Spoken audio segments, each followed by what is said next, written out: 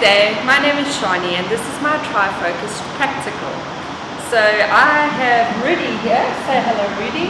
Rudy will be my client today. We just did a warm-up on the treadmill. He did a nice 10-minute aerobic workout and he's ready to start some of these exercises. Are you ready? So the first exercise you are going to do is going to be a push-up. So when you do your push-up, you're going to go, you can drop to your knees to make it easier, but I know you are nice and strong. So you're going to do a normal push-up for me. Make sure that your hands are directly underneath your shoulders. Your body is nice and in line. And when you do your push-up, you're going to think of a moving plank. Okay, you're going to extend the legs into the plank. Your feet's going to be nice and together. You're going to bend the elbows, nearly touch your chest to the floor, and you're going to push it back up. You're going to engage your core nicely. So let's see how you go. So remember, think of that moving plank. Your hands is directly underneath your shoulders. Keep your feet together for me. Engage your core. And let's push down and push up. Make sure you're engaging the core. You're squeezing the glutes. And come back. Beautiful. So as my client is going, it's very important that I check his head is in line with his spine. Spine is nice and straight. He's engaging the core. I'm checking his shoulder depression and retraction as he comes up. His hips needs to be nice and up so they're not sinking in. Making sure he activates the glutes, the feet is nice and together. Awesome. Well done. If my client needs a spot in the push-up, I wouldn't actually spot him on hit. If I can, I'd maybe spot his hips a little bit like I did. Otherwise, I would just tell him to drop it to his knees and go into a little bit of a, they call it a lady push-up, but it's just an easier option to go onto your knees. So let's talk about the joints used and the actions used in the push-up. So mainly the joints we are using is the shoulder joint, which is a ball and socket joint. We are using the scapula and also the elbow, which is a hinge joint. So let's talk when we're going up. That's a concentric muscle contraction. So when we're going up, the shoulder joint is actually going into a horizontal flexion, and the scapula is going into a protraction, which is caused by the serratus anterior. Also, when you're going down at that shoulder joint, because you're going into a horizontal flexion, that is caused by the pecs, your pecs major.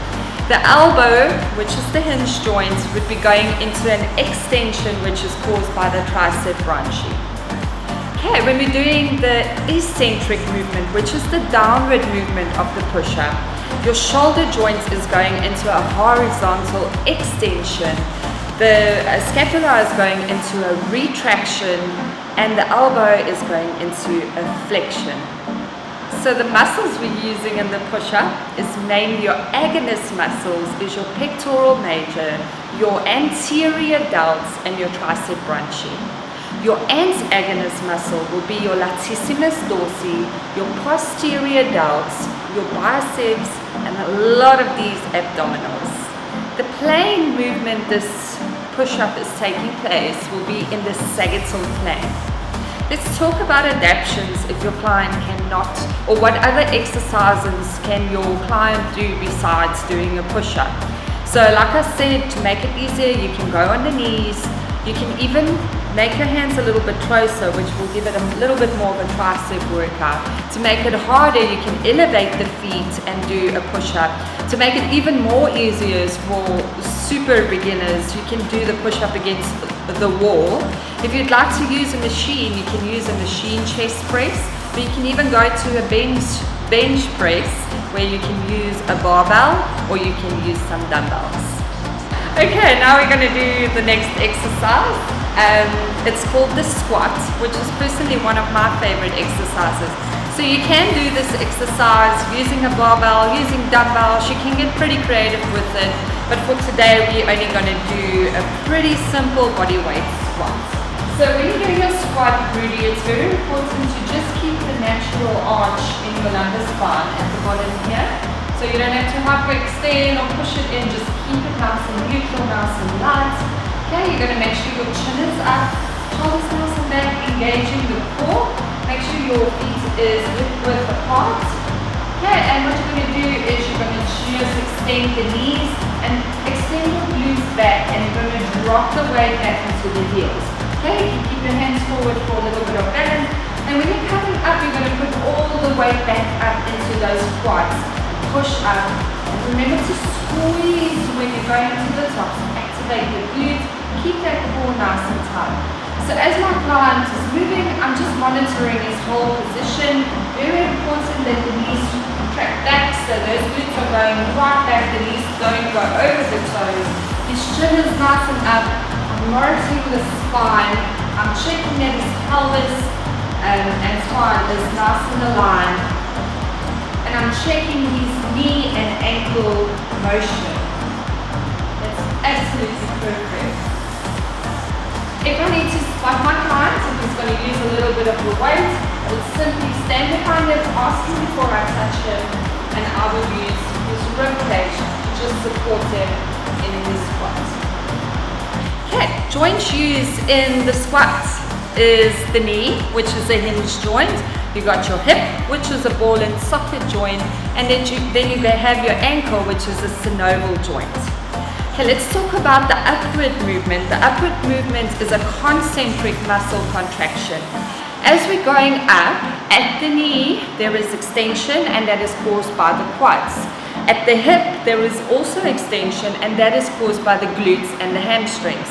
At the ankle, there is plantar flexion, and that is caused by the gastrocnemius muscle and the soleus running down into that calf. In the downward movement, which is the eccentric muscle contraction, at the knee, there is flexion caused by the quads. At the hip, there is flexion caused by the glutes and the hamstrings. At the ankle, there is dorsiflexion caused by the gastrocnemius and the soleus muscle. Muscles used in the squats is mainly your glutes, your gluteus maximus, your gluteus medius, and minimus.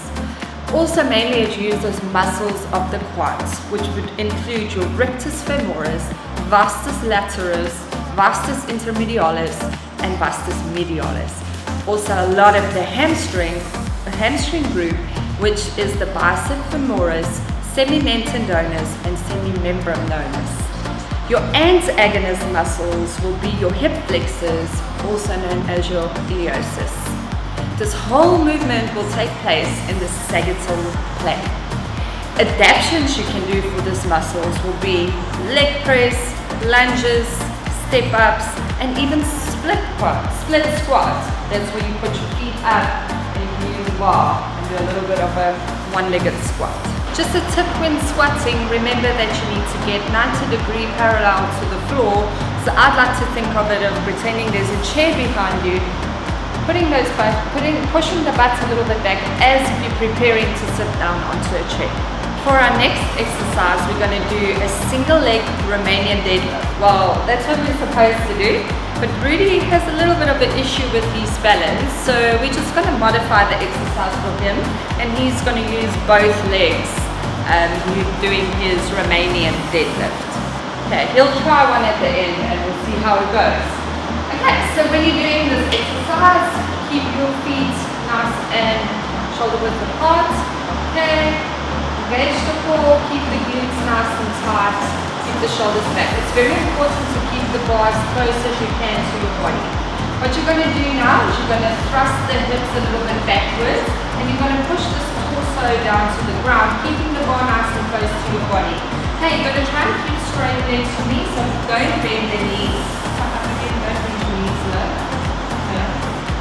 Okay, so keep a soft knee, and then you're going to just take that torso down a little bit more, keep the chin up, and bring it back up. And as you come up, engage your core, squeeze the glutes, and you really want to thrust those hips back.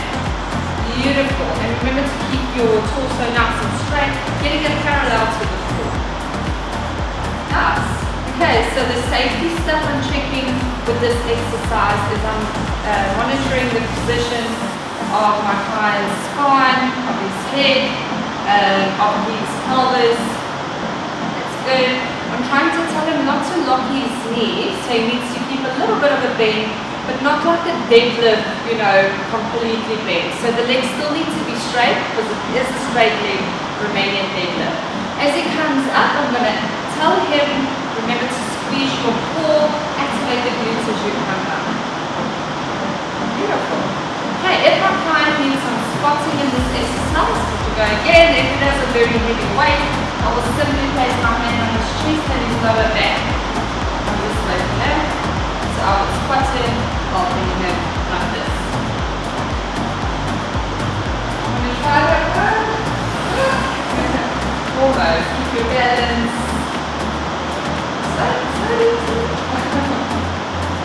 The joints used in my Romanian deadlift would be the hip joint, which is a ball and socket joint. When we're going down, it is an eccentric muscle contraction, and my hips is going into flexion. As I'm coming up is a concentric muscle contraction, and my hips is going into extension. The muscles used in a Romanian single leg deadlift, my agonist is mainly the muscle group of the hamstring, which is the bicep femoris, semi-tendinous, semi-membranosus. You also use your glutes, your maximus, your midi, and your mini. And a lot of my back muscles working into the erector spinae. My antagonist muscles will be mainly the muscles into the quad group, which is my rectus femoris, vastus lataris, vastus intermedialis, and the vastus medialis. I'm also using a lot of my hip flexors and my core area, or my abdominal area, which is divided into my rectus abdominis, internal and external obliques, and my transverse abdominis. Adaptations we can do for this exercise is, like we did, if my client cannot do a single leg because he doesn't have enough balance, we will just scale it down to a double leg. You can also use a hamstring curl machine. You can do some kickbacks.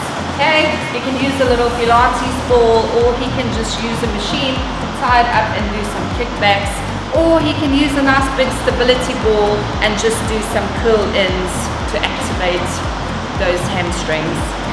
My next exercise is going to be a bend over row. For this exercise, you can either use dumbbells, a barbell, and if you take a nice closer grip on the bar, you're going to use a little bit more of your arms. But for now, we're going to keep it nice and wide because we really want to activate into those back muscles. Okay, so when you're standing, take a nice wide grip for me. Okay, and you're just going to stand up. Okay, engage your core, keep your chin nice and up. Now when you're going down, you're going to bend forward a little bit so your chest is going to face parallel to the floor. And you're going to take your arms and just pull them towards your mid-stomach. So for your belly button. Pull it a little bit to your belly button and take it down. Beautiful. Try and keep your posture nice and neutral. Your back is nice and flat. Nice. Okay, so when I'm checking my safety with my client, I'm checking that his head is in a nice neutral position, so you don't have to overextend into the neck. I'm checking that his spine and his pelvis is nice and neutral. I'm making sure his back is nice and flat, and very important that he's keeping engaging into these abdominal muscles. Just another safety point when doing your bend over rows, it's very important not to round the shoulders, so you don't want to put tension in the trap, but keep the shoulders nice and back. Okay, so let's talk about the joints that are used in this movement. We have our shoulder, which is a ball and socket joint. We have our elbow, which is the hinge joint, and then we have our scapula. Let's talk about the movement when you're squeezing up into that bend over row. When he's coming up, it's a concentric muscle contraction. At the shoulder, there is horizontal abduction. At the elbow, there is flexion, and at the scapula, there is retraction. When he's going down, that is the eccentric muscle contraction. At the shoulder, there is horizontal adduction, and at the elbow, there is extension, and at the scapula, there is protraction. The movement of the bend over row is still in the sagittal plane. Let's talk about the muscles that we're using in this movement. The agonist muscle, we're using muscles of the trapezius, the rhomboids, the latissimus dorsi, the teres major and the teres minor, your posterior delts, your infraspinatus, and your bicep brachii. Your antagonist muscles you'll be using is muscles of the pectoral major, your front delts, and a lot of these abdominis muscles, which was your rectus abdominis, your transverse abdominis, and your internal and external obliques. Adaptations you can do for this exercise is you can do cable rows, single arm rows using a dumbbell or again your cables. You can do machine rows or even a T-bar row. And for our last exercise, we are going into a plank position, which is an isometric core exercise. Let's start. So really you are going to start in a prone position. That means you're going to be facing the mat. You're going to place, if you want it a little bit easier, you're going to do it with extended arms. If you really want to get a good workout, like you seriously want to, you're going to go onto your elbows. Okay, now it's very important that the safety for my client, I'm monitoring his head, I'm monitoring his spine, his hips got to come low, you've got to engage that core, feet nice and together, beautiful, and he's just going to keep it there. Nice. I'm also checking that these shoulders are not going into a super retraction, but that they're staying nice and neutral, and I need you to breathe in with the nose, out with the mouth. It's very important that my client keeps his hips up, extend but not like super up. He needs to keep it a little bit down and really feel this movement working into his core. It is a bit of an overall movement, but mainly it works into these core muscles. Beautiful. Well done. You can come down. Okay, so I've just forgot to mention that you can spot your client on his hips when he's doing that exercise. Like you saw, what I did with Rudy is I just assisted him a bit to remind him to keep the hips up but not completely up, or I would just push him a little bit down just to tell him, hey, your butt is too high, keep it a little bit low. Let's talk about the joints that's used in the plank. So mainly I'm using my elbow, my shoulder joint. This is our isolation exercise. So all the time, my elbow is staying into flexion and my shoulder is staying into flexion. That's if I do it on elbows. So in flexion all the time. The muscles I am using, my agonist muscles, will be mainly into the abdominals, which is my transverse abdominis, rectus abdominis, internal and external obliques. I am also reaching a little bit into these side and back muscles, so I'm using a little bit of my quadratus lumborum and also a little bit into the erectus spinae.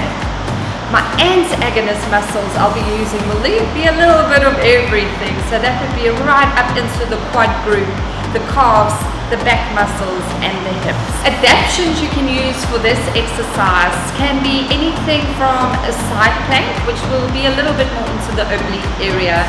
Like I said, Rudy took the harder option, which was on his elbows, but he can actually do it on his hands as well. He can do a sit-up, he can do leg raises, machine crunches, or he can also make it a little bit harder and plank right onto the stability ball or a Bosu ball. So the plank takes part in the sagittal plank. It's always important to make sure you do a cool down after your workout. So well done, Rudy. You did amazing today, and we are going to do a 10-minute walk on the treadmill again just to get his heart rate down a bit. And then when you stretch, make sure you're stretching all the muscles that we just mentioned for all the exercises you do. So let's go to our stretching. Thank you guys for your time.